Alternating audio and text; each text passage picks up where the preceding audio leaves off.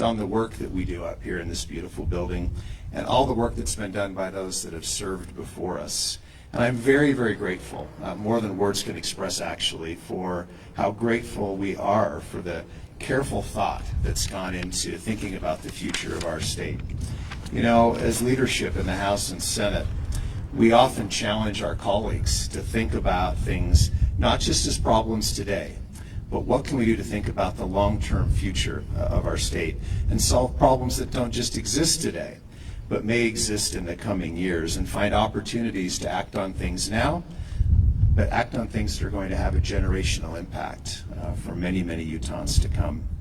And I believe by acting now with the same foresight that was shown by leaders all through the last 100 years, we can invest a portion of the abundance, the tremendous abundance we have as Utahns today, so that Utahns can continue to prosper for decades to come.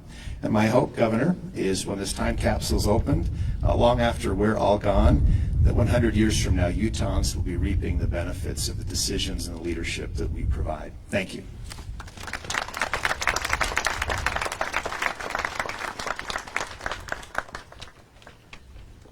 Wow, how exciting it is to be here.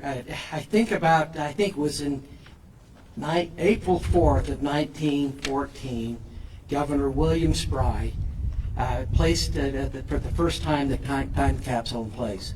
That was 108 years ago. Lots happened in Utah over the last 108 years, and the purpose of actually putting together a time capsule was to gain insight for future generations. We've gone through a lot, and we've tried to find things that give meaning that people 100 years ago might be able to remember us by. A couple of my favorite things that are in the time capsule is one is a Senate coin. I think that's a really important thing to put in there. And the other is some license plates. And I think my favorite about the license plate would obviously be the Senate license plate. But hopefully when they open it up, they'll remember a few of us that were here. A time capsule gives future generations a look into what life was like back in 2022. Hard to think of that. The objects tell a story and leave a legacy. Our world looks like a different place than it did 108 years ago. In 1914, when the first time capsule was sealed, war was breaking out in Europe.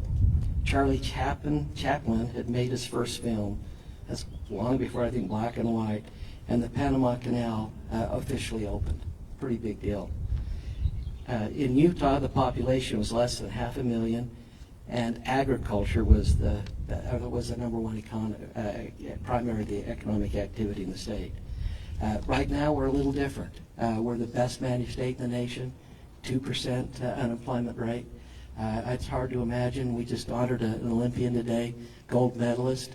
I wondered if they envisioned that we'd have the Winter Olympics here.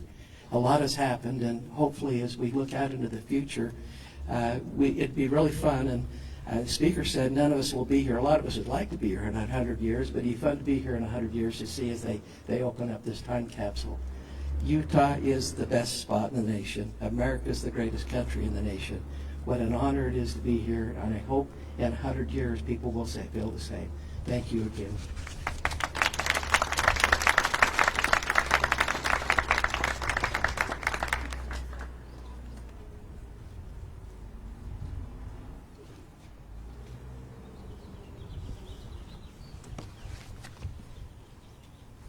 Thank you, Mr. Speaker. Thank you, Mr. President, for your words. It is indeed a historic moment for us and an interesting one. I thought a little bit about time capsules recently and why do we do this? I had the opportunity to be here removing the time capsule a couple of years ago. It took us a while to find it. Nobody knew where it was located. And so we didn't open it exactly 100 years later as we were supposed to. Once we were finally able to find that spot, we opened it, and everybody had, there was great anticipation, wondering what was inside, what would they have left for us. And certainly embedded in that time capsule, there were some things of interest that told the story of Utah in 1914. There were newspapers, which are, I guess, now things of the past. There were letters. Sorry for all of my newspaper friends who are out there.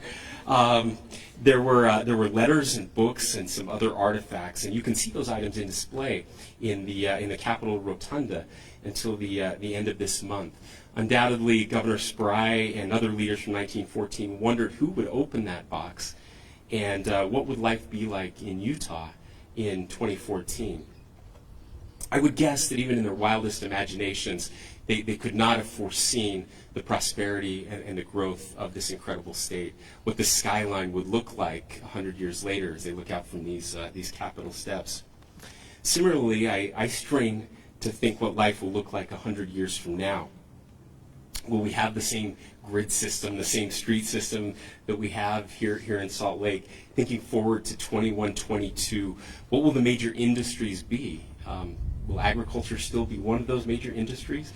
How will Utahns communicate? And will we finally get those flying cars we've been for so long? I think we will. We're getting closer than ever. I had an opportunity to write a letter that I'll be placing in this box. It's sealed. Only I know the contents of this letter. I wrote to the governor of Utah in 2122, and I told him a little bit about what was happening here. I bragged about our state, the prosperity that we have. I made sure the best economy in the country, and that we were the fastest growing state in the country. I made sure that they knew that we led the nation in volunteerism, and that we led the nation in charitable giving.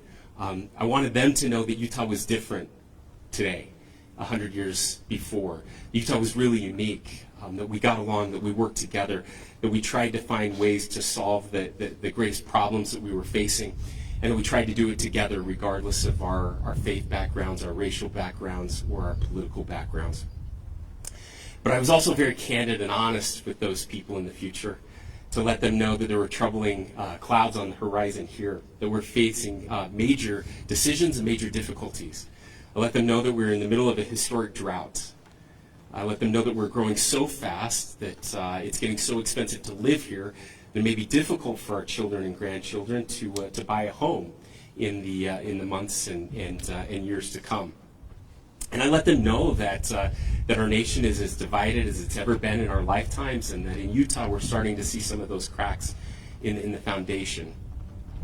And I knew that they would be able to judge us, that they would be able to look back 100 years and know if we solved any of those problems or if we just made them worse. My hope and my promise to them is that our administration and the legislators that we work with, the elected officials, that we were really trying, that we're doing everything possible to unify as a state and to solve the biggest problems, not for us, but for future generations. That we really are looking out to them and hoping that our efforts will not be in vain. That Utah 100 years from now will be an even better place than it is today to live, to work, to raise a family. That's my hope. And then I asked them if they would do the same. That 100 years from now that they would make that same promise. That instead of just trying to solve the problems of their day, that they would be looking forward to future generations. That we always leave Utah a better place than we found it. And that's my hope for this time capsule. That as they look back, they'll look back with gratitude at the decisions that were made, at the sacrifices that were made by the people of Utah in the year 2022, and that those sacrifices paid off in the year 2122. So with that, I am now going to place the final items in this time capsule. We have a book here that has been filled out and signed by many of the people here today. We have the program from the Capitol Cornerstone time capsule. Today's program, and by the way, we had a program from the ceremony in 2014 that we pulled out of the time capsule before, and then my letter to the future people of Utah 100 years from now. I'm going to place that, and then I'm going to ask the speaker and the president, Sean, we'd love you to join us as well, and Chief Justice, if you would like to, can join us.